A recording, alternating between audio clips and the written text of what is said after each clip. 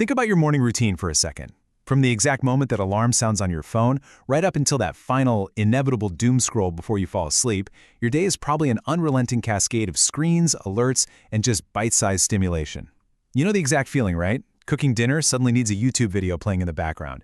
Your deep work is constantly interrupted by wrist vibrations and Slack pings. Even your moments of supposed rest probably feel totally incomplete without some kind of content washing over you. 40 seconds. Yeah, you heard that right. I want to validate your experience right off the bat because recent studies confirm what you've probably been intuitively sensing. The average time we spend actually focused on a single screen task has completely plummeted. Back in the early 2000s, it was roughly 2.5 minutes. Today, it's hovering right around 40 to 47 seconds. And here is the absolute kicker. Recovering from just one of those interruptions often requires more than 20 minutes of your time. We aren't just distracted anymore, guys. We are chronically overstimulated. And the consequences? They go way beyond just checking off your to-do list. They're bleeding into the actual quality of our thinking and our creativity. So, how did we get here? Let's dive into the deeper roots of this crisis, because the erosion of our focus isn't just about modern smartphones. The foundations were actually laid decades ago. You might have heard Marshall McLuhan's famous phrase, "The medium is the message." Well, this highlights a super crucial perspective. The tools and the platforms we use to communicate don't just deliver information to us, they literally reshape our cognition. They change how we actually think. The typographic mind versus the televised mind. To really grasp this shift, we've got to rewind to media theorist Neil Postman's concept from the 1980s. He talked about transitioning from a typographic mind to a televised mind. Take early American culture, for example. That was the typographic mind. The 1858 Lincoln-Douglas debates lasted 3 solid hours each. The opening statements alone took up to an hour. Print media demanded prolonged, linear attention, and audiences could track these intricate arguments without getting fatigued because their brains were literally shaped by reading books. Now, fast forward to the 1960 Kennedy-Nixon debates, the first televised presidential contest.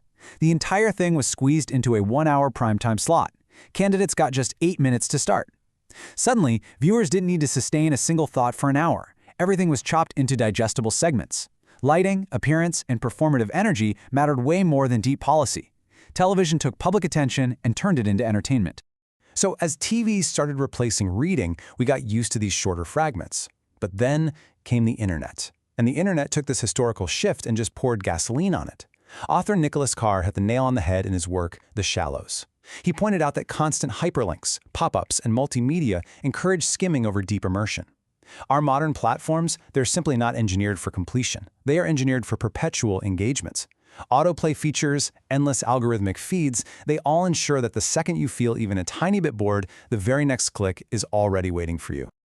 Okay, let's zoom in on the brain for a second to understand why we physically can't seem to stop switching tasks. It turns out our distracted behavior is actually a neurological hijacking of something called novelty bias. Basically, our brains have a built-in hardwired tendency to prioritize new, high-intensity inputs and fresh stimuli over quiet, sustained tasks.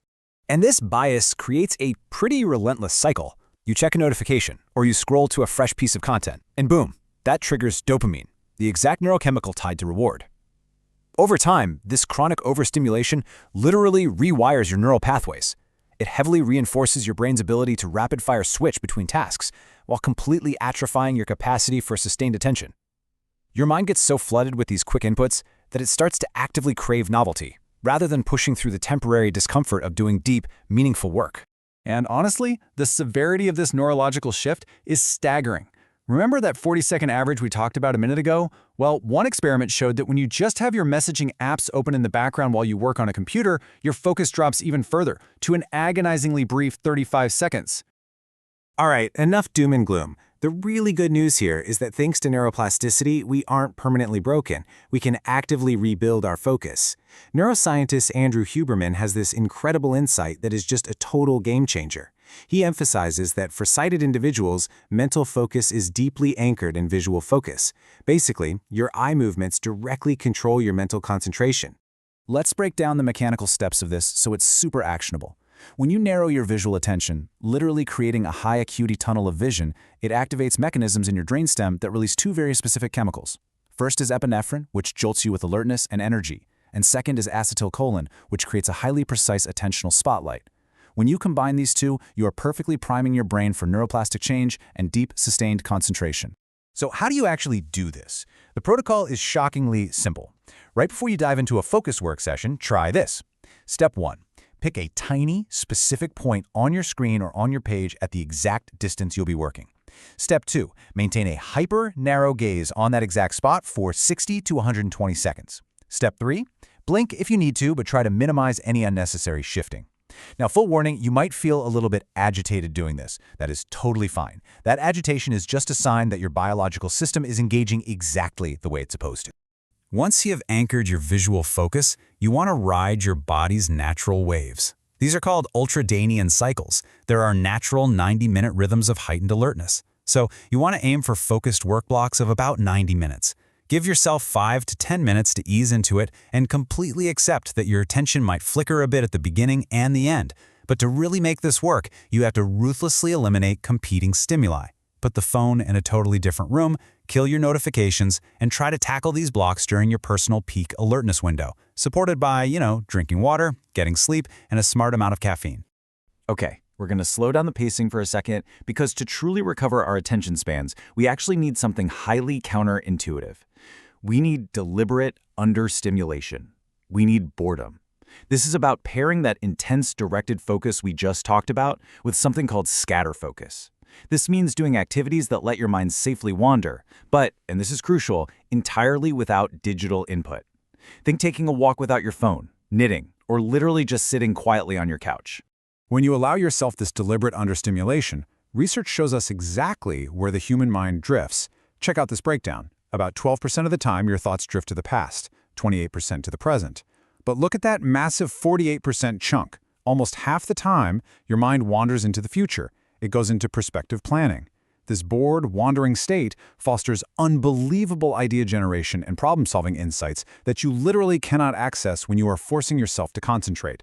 So how do we practice being bored in today's world? Here are a few genuinely fascinating ways to induce brief, deliberate boredom. You could try an evening disconnection routine, like going totally dark on the internet from 8 p.m. to 8 a.m. You might experiment with a weekly technology Sabbath. Or, if you want to try some extreme micro-boredom, go read the terms and conditions of a random website. Seriously, or sit down and try to count the zeros in pi. Why on earth would you do this? Because it forcefully recalibrates your brain's stimulation threshold. It turns down the volume on your craving for distraction and massively expands your overall capacity to pay attention. Look, the state of our attention dictates the actual quality of our lives. When we're chronically overstimulated, it just leads to fragmented days and a super hollow inner experience. So I want to challenge you to take everything we pulled from these sources and put it into practice. Here's a 2-week experiment. Step 1. Actually use your device's built-in tools to aggressively lower your digital input. Step 2. Carve out just one daily disconnection period where you are 100% offline. Step 3. Try that narrow visual focus trick for 60 to 120 seconds right before your hardest task of the day. Do this for 2 weeks and just observe what happens to your attention span, your ideas, and your sense of clarity. Reclaiming your focus isn't about throwing your phone in the ocean and rejecting technology. It's just about mastering its place in your life. Once we understand how media has historically rewired us and we use our own biology to fight back against this modern excess, we can finally cultivate the deep attention required from meaningful work. So, I'm going to leave you with one final provocative question. Will you continue to amuse yourself to death, or are you ready to master your attention? If you got something out of this explainer today, pick just one technique and try it out. Protect your focus, guys. Thanks so much for watching.